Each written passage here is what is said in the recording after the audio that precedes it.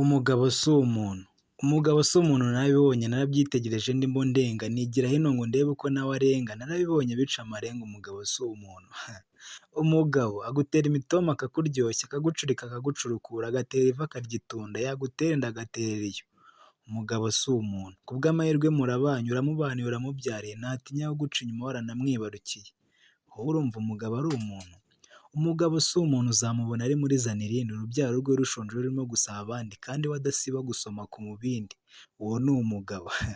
Urumva umugabo ari umuntu? Nguwo aratashye yijuse burushete, aragarura inzoga abana nta shati, nyamugore abweje yamukomye ikofi. Wowe urumva umugabo ari umuntu?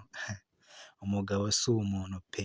Ayo kunywera aramushiranye yibutse ko hari isambu asigaranye, abwiye madamu ati twarabanye ariko nimba wanze ko nsaturaho turatanye, waturutse iwanyu ntacyo uzanye, reka ngurishe ibyo nagabanye, aho kurara amanyinya tuzaburane, n'ibicambweho ngukome.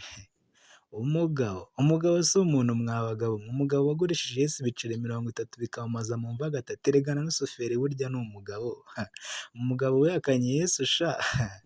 Umugabo si umuntu pe! Erega burya abakoloni nabo bari abagabo, sinabarenganya nta mugayo, ubwo guhemuka nibwo bugabo, ubuturi bwabo ni ubwa kera. Umugabo wagiye imbere y'ubutabera ati umugore kurya ihene ntibyamubera kuko buriya yanabumera ubwanwa. Umugabo si umuntu. Umugabo ni njye mwamba w'inkingi barabizi ndi king iki si igipindi, ku rugamba ndi fiti, ni njye ntare y'inkazi, kunsunika ndi nk'ipoto, ni njye murashi w'umukogoto. Umusizi.